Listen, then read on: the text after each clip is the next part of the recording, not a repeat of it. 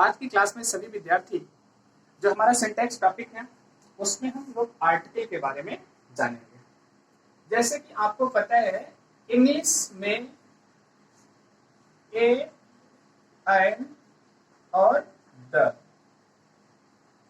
ध्यान दीजिएगा, ए, एन और द, ये तीन वर्ड हैं। अब हम कह सकते हैं वर्ड हैं, लेटर हैं, लेकिन हम यहाँ इनको क्या कहते हैं, तीन ए वर्ड हैं जिन्हें हम आर्टिकल कहते हैं। क्या कहते हैं? आर्टिकल। तो अब इंग्लिश में सबसे पहला टॉपिक हमने लिया आर्टिकल। आर्टिकल के अंतर्गत क्या आता है? ए, एन और द। लेकिन इन तीनों को हम चार रूपों में जानते हैं। जैसे ए आपका हो गया, एन आपका हो गया। ए और एन, ये जो दोनों हैं, इसे हम इनडेफिनेट आर्टिकल कहते हैं। क्या कहते हैं? इनडेफिनेट आर्टिकल कहते हैं। क्लियर हो गया? ये इनडेफिनेट आर्टिकल हो गया। और द, इस रूप में तथा दे, इस रूप में, ये दोनों आपके क्या कहलाते हैं? डेफिनेट आर्टिकल कहलाते हैं। क्या कहलाते हैं? Definite article. अगर हम सामान्य इंट्रोडक्शन के रूप में जाने तो सबसे पहले हम आर्टिकल ही जान लें क्या होता है। आर्टिकल से तात्पर्य आपका क्या होता है? आर्टिकल देखिए, अगर कहीं पर हम कोई लेख लिखते हैं तो वो भी आपका आर्टिकल कहलाता है। मान लीजिए किसी टॉपिक पर आप कुछ अपना व्यू दे रहे हैं तो वो क्या कहलाता है? आर्टिकल। एक तो ये हो गया। दूसरा क्या होता है? आर्टिकल का मतलब ही आपका अनुच्छेद होता है। जैसे कहीं कॉन्स्टिट्यूशन में आपको पढ़ते हैं तो कहते हैं इस आर्टिकल के तहत, जैसे आर्टिकल 14 है, आर्टिकल 15, आर्टिकल 17, आर्टिकल 21, इसकी भी स्पेलिंग यही है। आर्टिकल क्या होता है? आपका अनुच्छेद।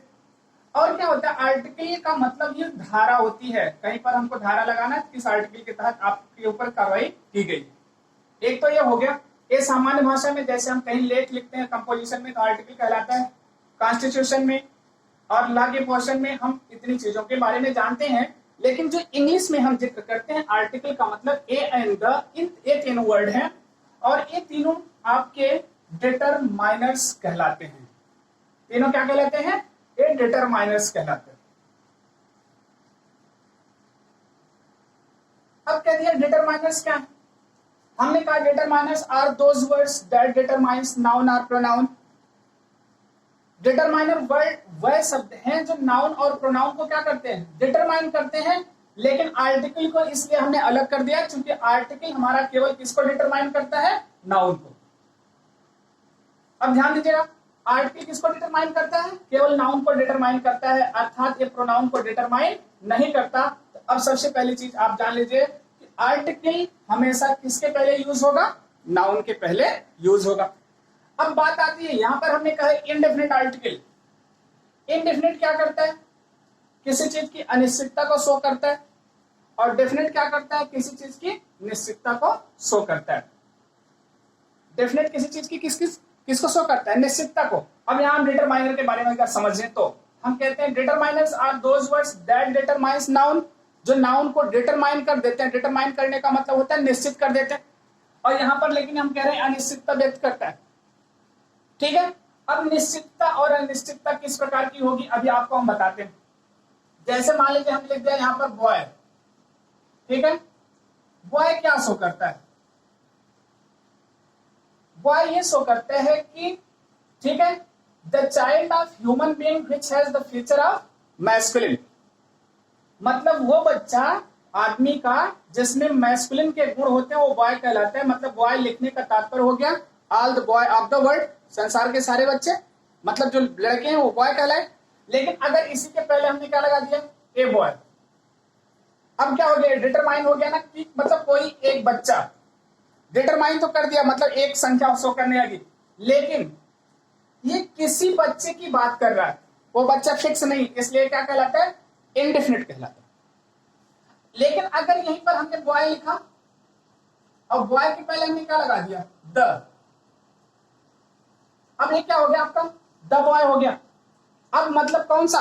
द का मतलब दिस और दैट, मतलब वो लड़का अथवा यह लड़का। अब क्या हो गया? ये डेफिनिट कर दिया।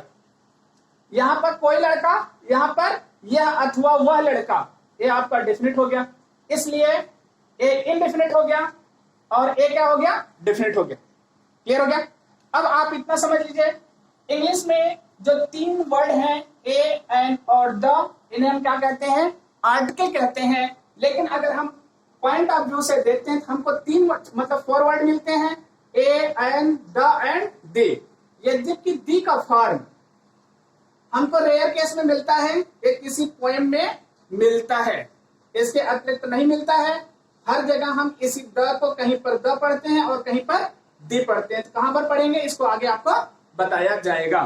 तो यहाँ पर अब आप आर्टिकल के बारे में जान लीजिए। सबसे पहले अगर हम डिफाइन करना चाहें तो हम कह सकते हैं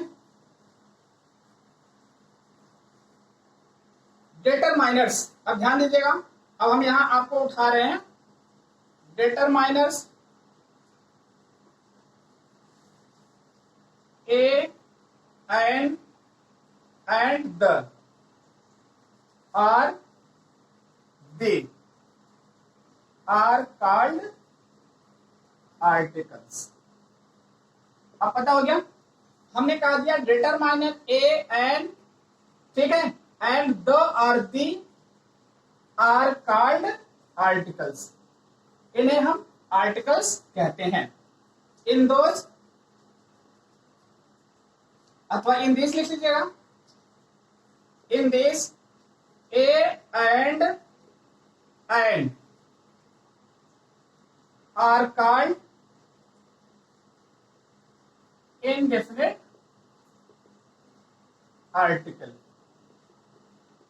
ए और एन को हम क्या कहते हैं, इनडेफिनिट आर्टिकल कहते हैं, ठीक है। And the and the are called क्या हो गया, डेफिनेट आर्टिकल।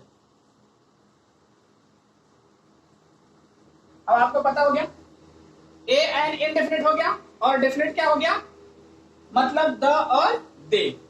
अगर हम कहते हैं यहां पर हम लिख देते हैं आर्टिकल्स आर डिवाइडेड इनटू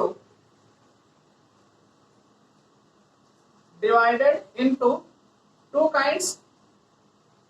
इस प्रकार हम देखते हैं तो हम आर्टिकल को कितने भागों में डिवाइड करते हैं, 2 प्रकार में। पहला हमारा इनडेफिनिट आर्टिकल कहलाता है,